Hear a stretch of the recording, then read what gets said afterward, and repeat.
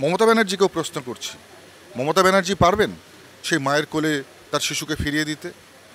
আর যারা বিজয় উল্লাসে মেতেছিল, যার জেতার জন্য বিজয় উল্লাসে মেতেছিল, তার উচিত ছিল এই ঘটনা ঘটবার পরেই রিজাইন দিয়ে দেওয়া। কিন্তু এখনও পর্যন্ত দেখুন এখনও পর্যন্ত তৃণমূল কংগ্রেস কতটা তাদের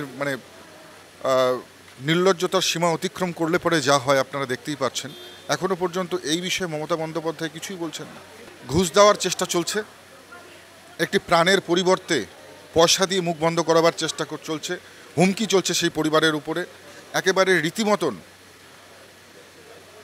তাদেরকে টাকা দিয়ে, হুমকি দিয়ে, ভয় দেখিয়ে এই ঘটনাটাকে ধামাচাপা দেওয়ার একটি চেষ্টা চলছে। দেখুন, পশ্চিমবঙ্গের যে আইনের শাসন শেষ হয়ে গেছে এর প্রমাণ বহুবার এই বাংলার মানুষ পেয়েছে।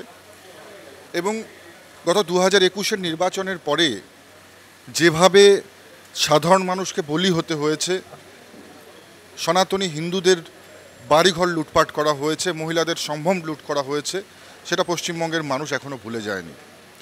এবং সদ্য হয়ে যাওয়া কালীগঞ্জ উপনির্বাচনের রেজাল্টের পরে যে বিজয় উল্লাস এবং তাতে বলি হলো একেবারে একটি নিষ্পাপ প্রাণ, স্বাভাবিকভাবেই বাংলার মানুষ কিন্তু বুঝতে পারছে যে 2026-এর নির্বাচনে যদি তৃণমূল কংগ্রেস আবার জয়লাভ করে তাহলে ওই শুধু একটি বাচ্চা মেয়ের প্রাণ নয়, বাংলায় বহু সাধারণ মানুষের প্রাণ, বাংলায় বহু মহিলার সম্ভ্রম, বাংলায় বহু অত্যাচারের কিন্তু সংগঠিত হবে এবং সারা বাংলা জ্বলবে। তাই বাংলার মানুষ অপেক্ষা করছে 2026-এর বিধানসভা নির্বাচনের জন্য। আমরা নিশ্চিত যে এই নির্বাচনে সাধারণ মানুষ আমাদেরকে দুহাত ভরে আশীর্বাদ করবে।